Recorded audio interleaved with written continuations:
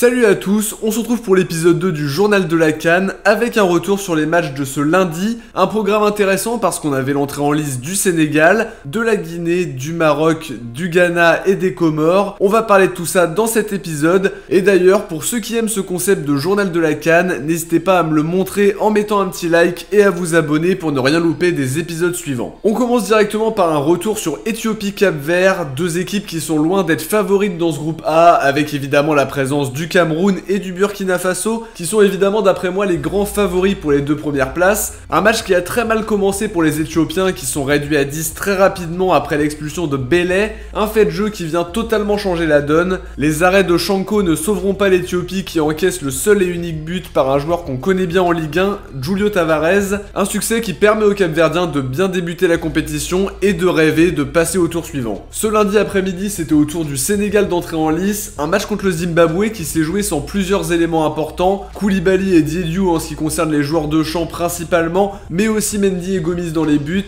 Donc Cissé a dû aligner Seny Dieng dans les buts, qui est aussi un très bon gardien mais qui venait à la base en tant que numéro 3. Dans l'ensemble, le Sénégal a dominé les débats, surtout en première avec beaucoup de tentatives. Bounassar, Mané, Ballo-Touré, tout le monde ou presque a tenté sa chance sans réussir à concrétiser. Le Sénégal a gardé la possession du ballon pour éviter les contre-attaques du Zimbabwe en étant davantage dans la construction, sauf que ce qui a manqué c'est le réalisme malgré la pression mise sur le but adverse. En fin de première, le Zimbabwe était quand même un peu mieux dans son match, mais au retour des vestiaires, les Sénégalais sont revenus avec de meilleures intentions, même s'il manquait toujours un petit peu de rythme. On a vu aussi un petit peu trop de déchets techniques qui est inhabituel, et presque on a senti une impuissance devant le but. Faudra attendre la 96e pour une main sifflée sur une frappe de notre Marseillais Pape Gueye pour que Mané transforme le penalty qui offre les 3 points au Sénégal. Une équipe sénégalaise qui s'en sort bien dans les toutes dernières minutes et qui lance bien sa canne même si le résultat aurait pu être tout autre. Ils devront en tout cas mieux faire dans les prochains matchs pour espérer aller au bout, mais je le dis et je le répète, cette équipe en a largement les capacités. A noter aussi que Bounassar, ex-Marseillais lui aussi, a fait un excellent match et que Seny Dieng a aussi fait les interventions qu'il fallait, alors que c'est jamais facile d'entrer dans la compétition alors que tu es 3ème gardien. Un peu plus tard, la Guinée affrontait le Malawi. Les Guinéens ont un bel effectif qui peut leur permettre de faire un beau parcours, mais tout n'est pas si simple. Sur le papier, je voyais un vrai écart de niveau entre les deux équipes, mais le Malawi a fait un bon match. Le début de match est pour eux, d'après moi. La Guinée s'est réveillée un petit peu plus tard pour marquer le seul but du match grâce au Toulousain Isiaga Silla. Après ça, ils sont plutôt passés en mode gestion pour conserver leur avantage au score, mais le Malawi aurait clairement pu égaliser. Une courte victoire en tout cas qui permet à la Guinée de prendre 3 précieux points avant de jouer une autre équipe qui n'a pas été éblouissante pour son entrée en lice, le Sénégal. Dans le même temps, gros match entre le Maroc et le Ghana, deux grosses équipes capables d'aller loin qui s'affrontent dès leur entrée en lice. Un match pas forcément hyper passionnant dans le contenu avec une mi-temps timide et surtout animée par les fautes. Il y a quand même eu des situations de chaque côté sans que le réalisme soit au rendez-vous comme sur la plupart des matchs de ce début de CAN.